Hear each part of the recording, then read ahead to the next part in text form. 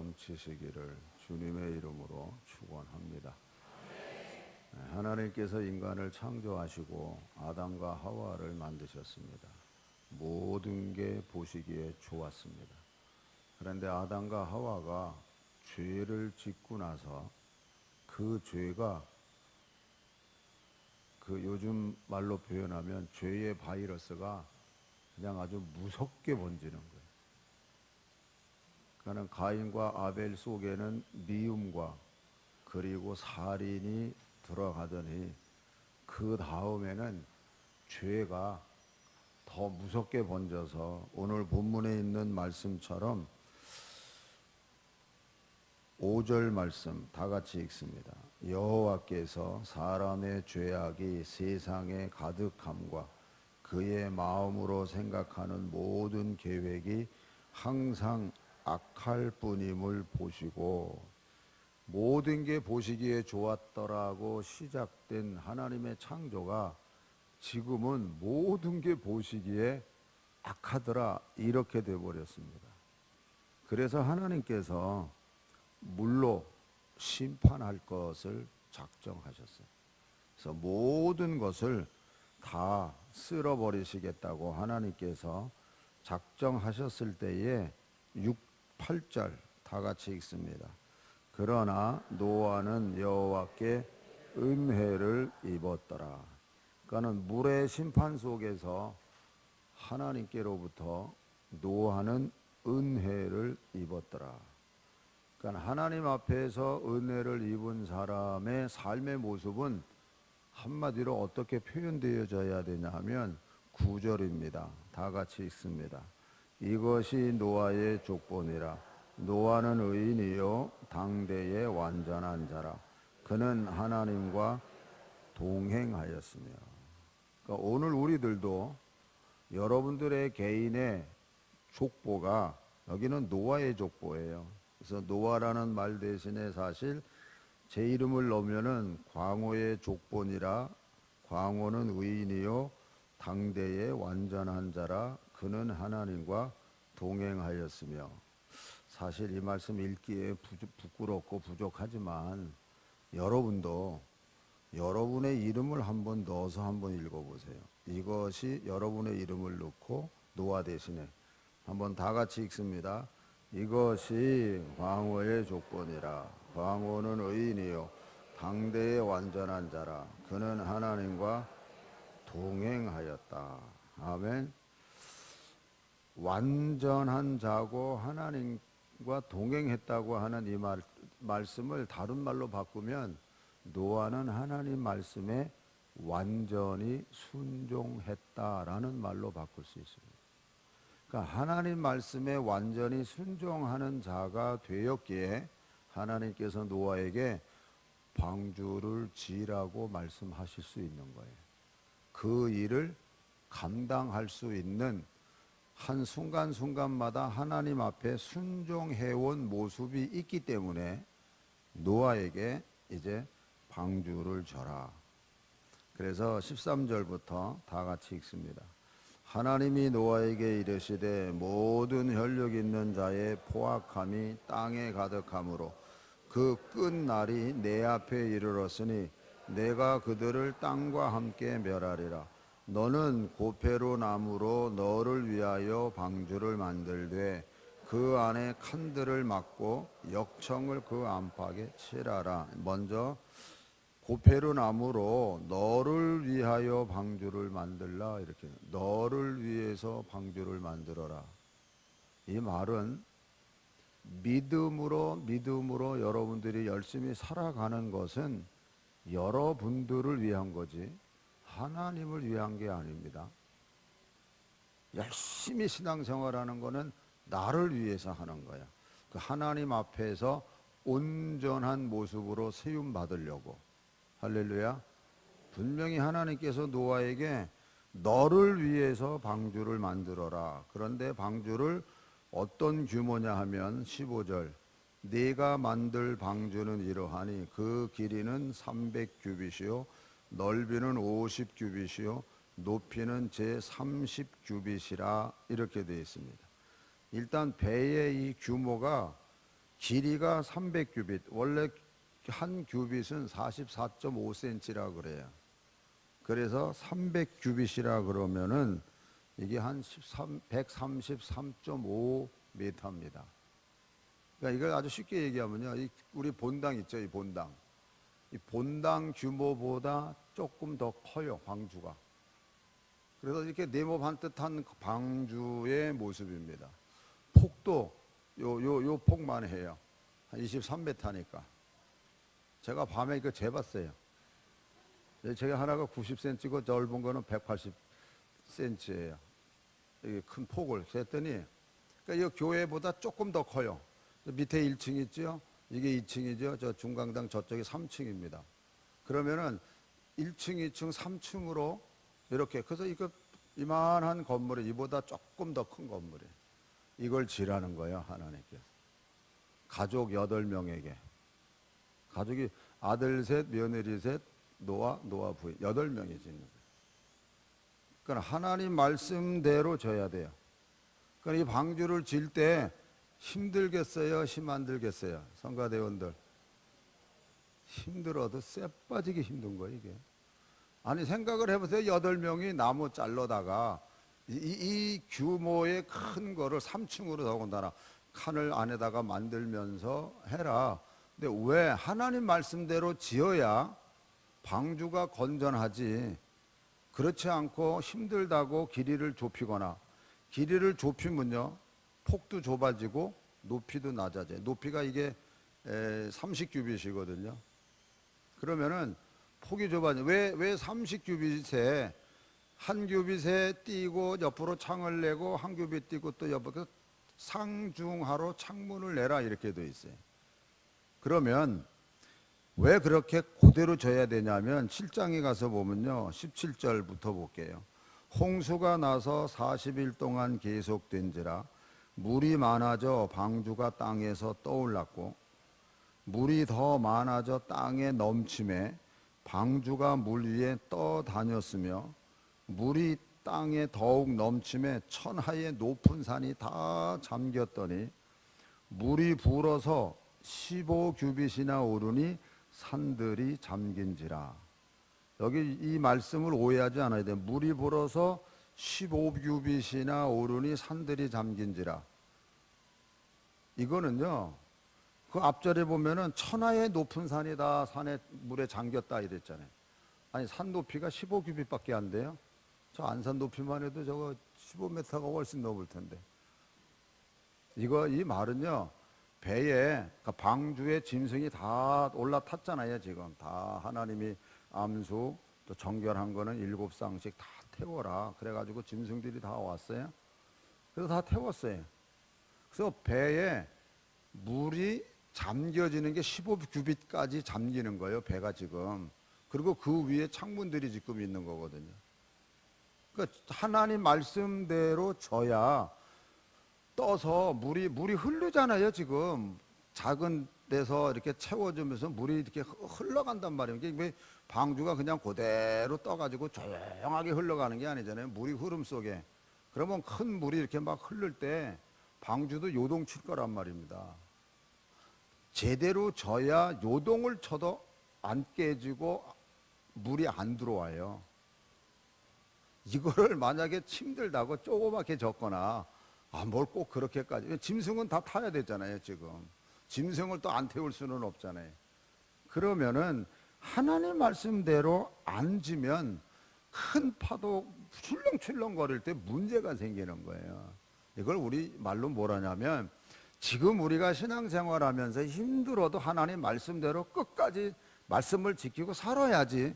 힘들다고 타협하고 내 마음대로 신앙생활을 내 생각대로 하다가 보면 큰 엄청난 정말 불같은 시련이 오면 넘어지게 돼 있어요. 노아가 방주를 하나님 말씀대로 지었어요. 그래서 두 가지를 꼭 기억하셔야 돼요. 말씀대로 졌다. 그리고 방주 질 때 노아 가정이 엄청 힘들었다. 이거 두 가지는 여러분들이 기억하고 넘어가야 됩니다. 그래서 이 8 식구가 노아 그 방주에 올라갔잖아요. 그래서 재밌는 거는 이게 배선자의 옛날 상형 문자의 모양이 이렇게 돼 있어요. 저게 배선자예요. 근데 8명의, 그러니까 아래가 입구자잖아요. 위에는 숫자 8이고 8명이 배에 올랐다 해가지고 저 한문을 풀이할 때 저게 노아 방주에 오른 것을 의미하는 글자가 아니냐 이렇게 해석도 해요. 한문에 보면은 성경과 연관된 재밌는 해석이 사실 많이 있어요. 그래서 믿거나 말거나예요. 우리 조상들이 저거 한문을 만들었다. 어떤 책에 보면은 이렇게 역사성을 주장하는 내용은 아닌 그런 책이 있어요. 근데 거기 보면 그래서 우리 한민족을 이스라엘 다음으로 숨겨진 이스라엘 백성 이렇게 표현하는 것도 있어요. 그건 역사성은 없어요. 근데 그 어떤 분이 쓴 책에 보면 그런 내용이 나와요. 저거는 그냥 지나가는 걸로다가 얘기를 한 거예요. 과거 구약에서 온 세상에 죄가 가득 찼다. 이 말이 똑같이 신약 시대에도 똑같은 말이 등장합니다. 로마서 3장을 여러분 찾으세요. 이거는 찾으시기 바랍니다. 로마서 3장.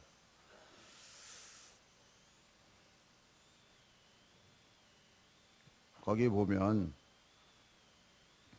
로마서 3장 23절 우리 다 같이 함께 읽습니다.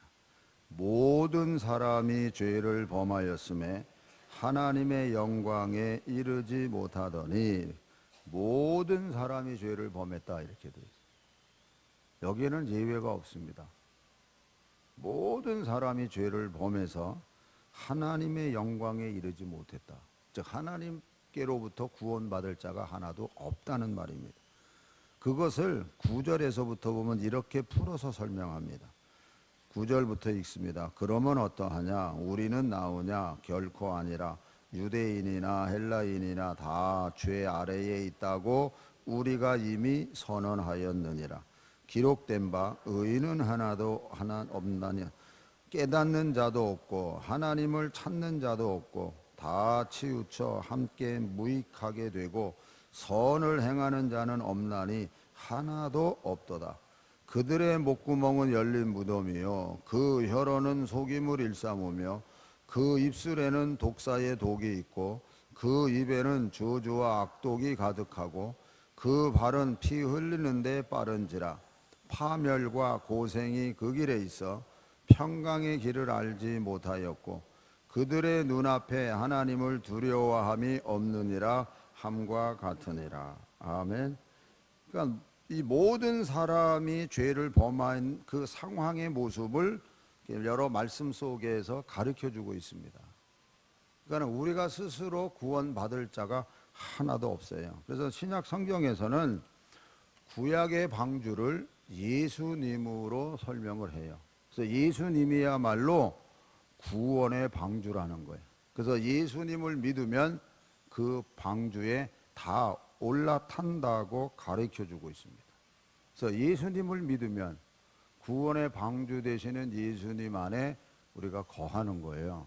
그러면 여러분 방주 안에서 방주를 짓는다는 거는 좀 이상하잖아요.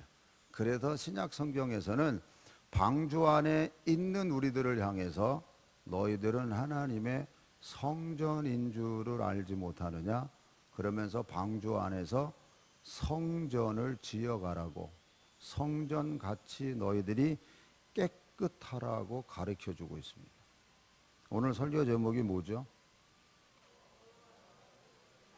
네, 한번 다 같이 읽으세요. 시작. 네, 그 노아에다 제가 가로를 쳐놨어요.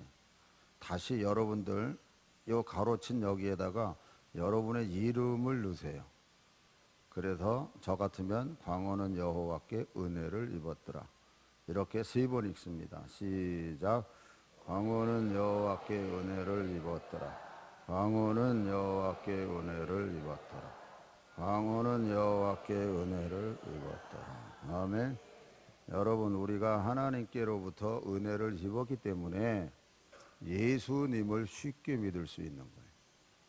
물론 사람마다 다 다를 거예요. 여러분들 중에서도 예수를 처음 믿을 때 참 힘들게 믿었을 수 있을 수도 있어요. 그러나 일단 지금 예수님을 믿고 있잖아요. 어떤 분은 지금도 예수님을 안 믿고 나는 절대 예수님 안 믿어 이러고 사는 분도 계세요. 근데 우리는 지금 예수님을 믿잖아요. 내가 현명해서 여러분 예수님을 믿는다고 생각하세요?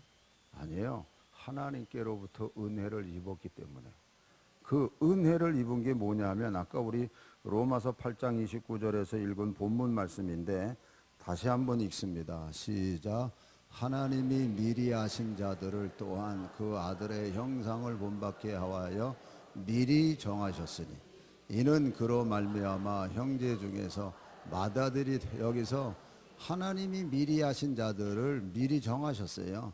어떻게 하려고? 하나님의 맏아들이 되게 해주려고 그랬는데 30절 더 구체적으로 시작. 또 미리 정하신 그들을 또한 부르시고 부르신 그들을 또한 의롭다 하시고 의롭다 하신 그들을 또한 영화롭게 하셔. 하나님께서 미리 정하신 그들을 부르셨어요. 마치 아브라함을 하나님이 부르신 것처럼 미리 정하신 우리를 하나님이 부르셨어요. 부르시고 예수님을 믿게 하셨어요. 그래서 우리가 의롭다 함을 받은 사람들이에요. 그러면 의롭다 함을 받은 우리들이라 그러면 장차 하나님 앞에서 영화롭게 돼야 되기 때문에 우리의 육신의 죄성 우리 안에 있거든요. 이거를 우리 몸에서 뽑아내야 돼요. 몰아내야 돼요. 그래야 하나님 앞에서 거룩한 모습으로 우리가 설 수 있는 거예요. 하나님께로부터 우리가 은혜를 받았기 때문에 예수 그리스도를 우리가 믿는 거거든요. 그러면 예수님 안에 있는 우리들이기 때문에 아까 말씀드린 것처럼 하나님 은혜 가운데 있는 우리가 어떤 모습인지를 좀 더 정확하게 알아야 돼요. 그래서 아까 말씀드린 것처럼 노아는 말씀대로 방주를 졌어요. 근데 방주를 짓는 과정은 엄청 힘들었어요. 이 부분을 여러분이 잊지 않으셔야 돼요. 그러면 오늘 우리들도 하나님 말씀대로 살아야 돼요. 시대가 하나님 말씀대로 어떻게 사냐, 적당히 살아야지 이러고 갈 수가 있어요 우리가. 근데 그 인생은요 적당히 가다 보면 큰 파도 같은 큰 환란이 와버리면 넘어지게 돼 있어요. 그렇기 때문에 말씀대로 살되 내 안에 있는 육신의 어떤 속성을 싸워서 뽑아내야 돼요 여러분. 아멘.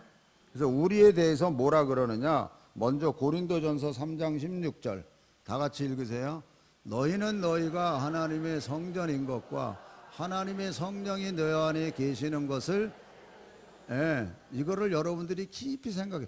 하나님의 성령이 우리 안에 계세요. 그래서 성령을 기쁘시게 충만한 삶을 살아야지 성령을 근심시키거나 성령을 소멸하는 삶을 산다는 것은 아름답게 지금 못 산다는 얘기예요. 그리고 그 다음 절, 누구든지 하나님의 성전을 더럽히면 하나님이 그 사람을 멸하시리라. 하나님의 성전은 거룩하니 너희도 그러하니라. 6장에 가서 보면 반복해서 너희 몸이 그리스도의 지체인 줄을 알지 못하느냐. 내가 그리스도의 지체를 가지고 창녀의 지체를 만들겠느냐. 결코. 여기서 창녀의 지체를 만드는 건 창녀라는 것에 대한 세상에 대한 그것을 의미하고 있는 거예요. 그러니까 세상에 속해서 세상과 타협하고 세상의 가치관 속에서 살아간다 그러는 것을 여기서 의미하고, 결코 그럴 수 없다는 겁니다. 그 다음 절, 창녀와 합하는 자는 그와 한 몸인 줄을 알지 못하느냐. 일러스되 둘이 한 육체가 된다 하셨나니 주와 합하는 자는 한 영이니라.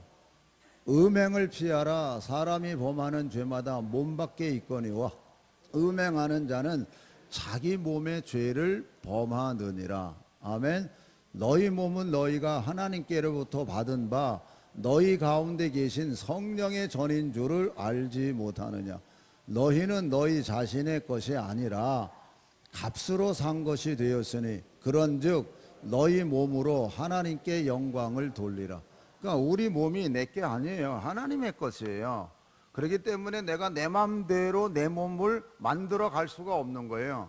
물론 육체의 건강을 위해서 우리가 뭐 체육관에 가서 몸을 뭐 이렇게 건강하게 만든다는 거, 이거는 건강한 몸, 육체를 만들고 그 육체를 하나님의 영광을 쓰기 위해서 그런 거거든요. 그래서 사도 바울이 로마서 12장 1절 2절에서 이렇게 또 가르쳐줘요. 그러므로 형제들아 내가 하나님의 모든 자비하심으로 너희를 권하노니 너희 몸을 하나님이 기뻐하시는 거룩한 산 제물로 드리라. 이는 너희가 드릴 영적 예배니라. 너희는 이 세대를 본받지 말고 오직 마음을 새롭게 함으로 변화를 받아 하나님의 선하시고 기뻐하시고 온전한 뜻이 무엇인지 분별하도록 하라. 그러니까 너희들이 세상을 본받지 말고 하나님이 기뻐하시는 하나님의 거룩한 몸이 되라고 가르쳐주고 있습니다. 그래서 우리 몸의 육신의 어떤 속성과 싸워서 이거를 자꾸 몰아내, 내 안에 있는 몸의 육신의 독소, 이거를 몰아내, 이걸 그냥 가지고 있으면요 나를 망가뜨리기 때문에. 암하고 투병하고 있는 분들에게 죄송합니다만 항암을 맞으면 그 암을 죽이는 거기 때문에 몸이 얼마나 이게 참 힘든지 몰라요. 먹지도 못하고 이겨내야 되기 때문에, 이겨내는 과정에서 그거를 이겨내면은 암이 내 몸 안에서 죽잖아요. 그런 것처럼 우리 죄의 독성이 있어요, 여러분. 그게 예수 보혈의 피와 말씀이 들어가면 우리 안에서 그 육신의 독성을 몰아내느라고 우리 안에서 싸운다니까요. 그래서 사도 바울이 솔직하게 얘기하잖아요. 오라 내가 공고한, 내가 선을 원하는데 내가 죄 아래 나를 죄 가운데로 끌고 가는 내 모습을 본다고. 정직하게 우리가 싸우는 내 자신의 모습을 보고 하나님 앞에 여러분 구하세요. 그래서 하나님 말씀대로, 시대가 아무리 바뀌어도 하나님의 말씀은 하나도 1.1핵이라도 바꿔지지 않는다. 너희들 네 맘대로 말씀을 더하거나 빼거나 이러면은 성경에 기록된 대로 내가 너희들을 저주하겠다고 그렇게도 말씀하죠. 그러니까 말씀대로 살아야 돼요, 여러분. 40일 동안 비가 엄청 내렸을 때 방주가 떠다닌다 그랬잖아요. 여러분, 말씀대로 방주를 져야만 견고하고 그 모든 걸 이겨내는 것처럼 오늘 우리들도 말씀대로 살아야 육신의 정력, 안목의 정력, 이생의 자랑거리 같은 내 안에서의 일어나는 일들을 우리가 말씀으로 이겨낼 수 있는 거예요, 여러분. 할렐루야. 이게 얼마나 힘든 일인데요. 이거 쉬운 거 아니에요, 여러분. 예수 믿는 건 쉬워요. 그러나 예수 안에서 거룩한 성품을 닮아가기 위해서는 순간순간마다 내가 싸워야 된다니까요. 아멘? 그냥 점잖게 신앙생활 한다고요? 그 여러분 인격이 그러면 높아집니까? 옆구리 한번 콱 찔러보세요. 자존심 한번 콱 찔러보세요. 어떻게 반응하나? 그때 아, 하나님 감사합니다. 하나님이 나를 테스트하시는군요. 그리고 절제하고 진짜 그 나를 찌르는 사람을 용서해주고 사랑해주고 인내하고, 정말 그러느냐 아니면 쌍 그러느냐, 한번 깊이 생각해 보세요. 왜냐하면 우리가 너무나도 의로운 내 생각, 의로운 내 가치관에 내가 젖어서 이게 신앙생활 잘하는 줄 알아요. 아니요, 우리는 신념이 아닙니다. 믿음이지. 나는 없고 오직 주님만 계시다는 그 믿음이지, 내 생각에 내 판단과 내 가치관이 옳아, 아니요, 다 100% 틀린 거예요. 나는 없어요, 여러분. 그래서 사도 바울께서 뭐라 그러냐면요, 누가 말하려면 하나님의 말씀을 하는 것 같이 하고 내 말 하는 게 아니에요. 그러니까는 주장하거나 가르치려고 그러지 말고 오히려 하나님 말씀하는 것 같이 그 말씀에 내가 순종하는 모습으로 권면하는 거죠. 권면. 너희들이 온유함으로 권면하라 그랬어요. 하나님 말씀하는 것 같고, 누가 봉사하려면 하나님이 공급하는 힘으로 하는 것 같이 하라. 내가 열심히 했는데, 내가 열심히 노력했는데 이렇게 내가 하다 보면은 시험 들어요. 하나님이 주신 힘 가지고 해라. 그래서 사도 바울은 몽땅 싸잡아서 뭐라 그래? 나의 나된 것은 오직 하나님의 은혜고 내가 하는 모든 일은 그분이 하시는 일이라고. 할렐루야. 그래서 내가 존재하지 않아요. 내가 존재하지 않는다니까요. 사람들은 어떻게 보면은 의로운 일이라고 막 그러는데 그 자체가 잘못된 거예요.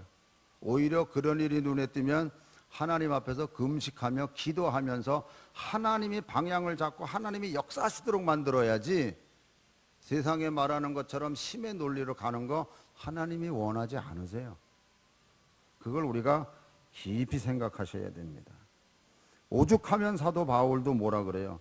내가 전한 복음에 내가 버림을 받을까 봐 내가 날마다 내 자신을 쳐서 복음에 순종했다라고 가르쳐줘요.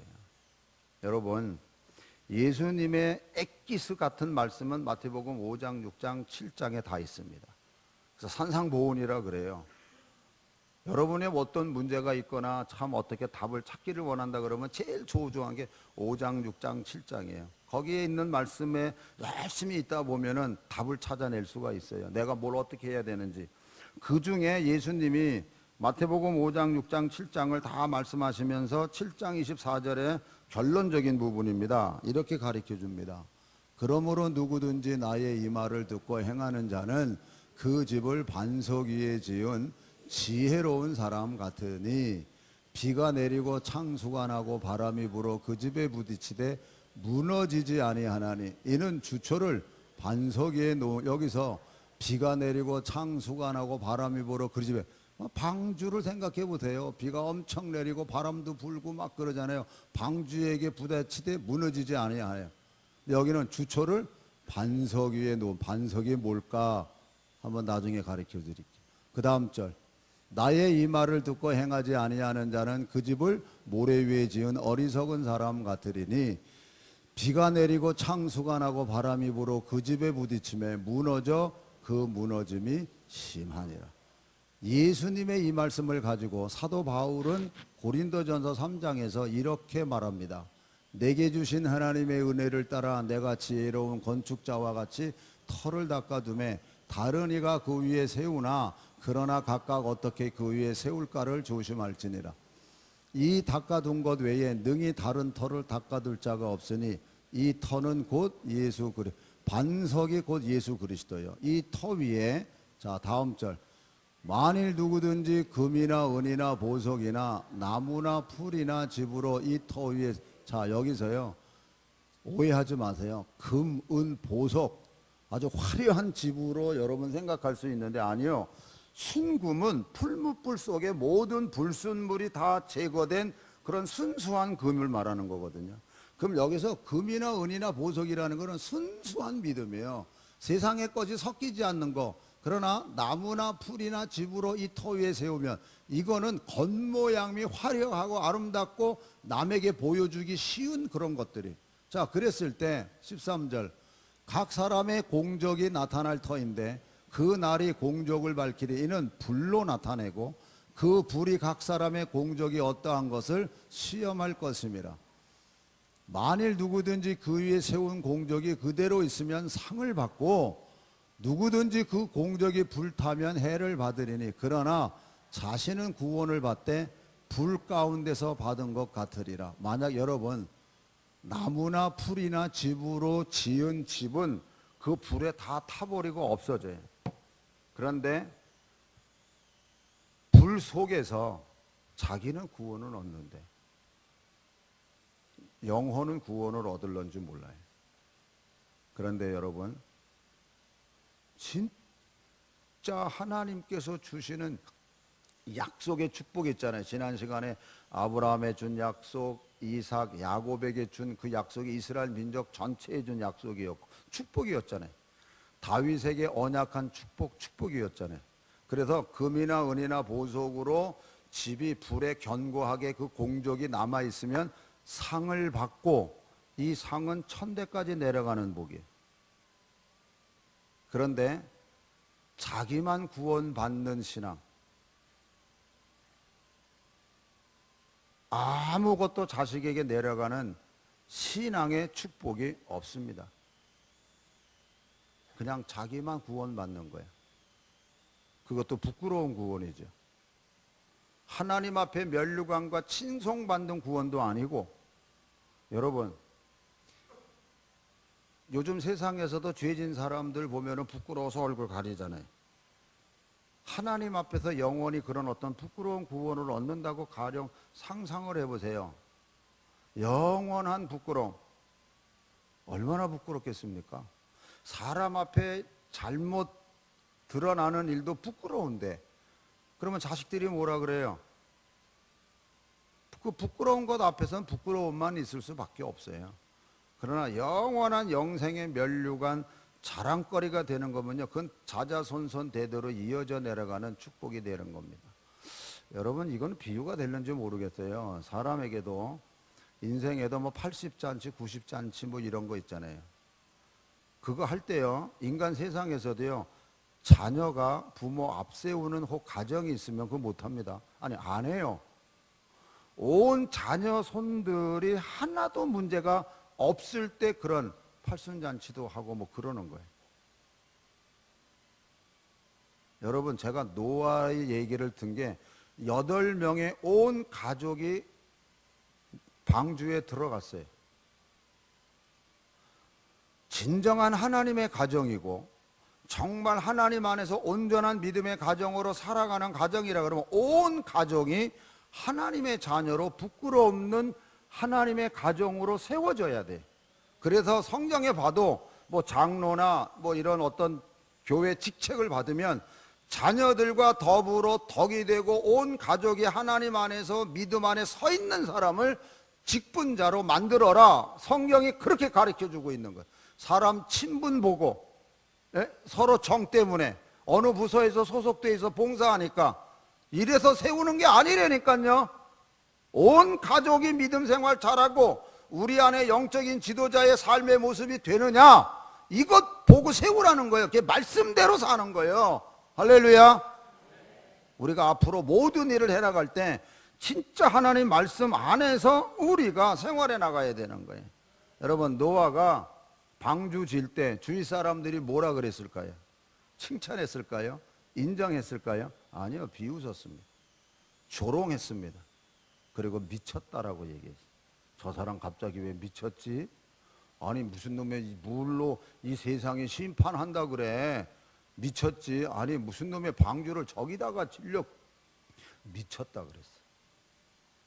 정말 우리가 예수님을 바르게 믿고 내 안에 육신의 것을 다 몰아내고자 애쓰고 수고한다 그러면요, 정말 우리는 그럴 때 진짜 예수님의 마음을 품을 수 있고 정말 내가 자신을 부인할 수 있고 십자가 짊어질 수 있고 복음을 자랑할 수 있고 그래서 나는 없고 오직 예수님만 있습니다라고 고백하는 제3자가 볼 때도 저 사람은 진짜 예수님한테 미친 사람이야. 조롱이 아니고 예수 믿으려면 저렇게 믿어야 돼. 이런 인정받으시기를 축원합니다. 예? 진짜 나는 없고 예수님만. 여러분, 그래서 여러분들의 자기 생각이나 자기의 가치관을 내려놓는 일이 얼마나 어렵고 힘든 일인데요. 여러분, 내려놓으세요. 그게 다 육신의 생각이에요. 육신의 생각에서 영의 생각으로 옮기셔야 돼요. 할렐루야. 이게 결코 쉬운 게 아니라는 거. 오죽하면 사도 바울이 자기 몸을 날마다 친다고 고백을 하겠습니까?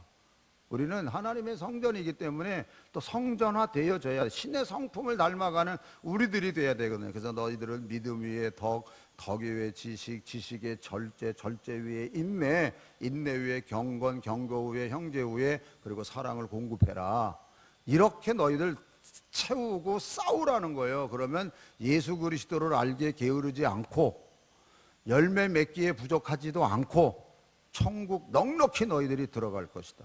할렐루야. 여러분, 자존심 내려놓으세요. 그래서 자존심이라는 게 뭐예요? 내가 있다는 얘기예요.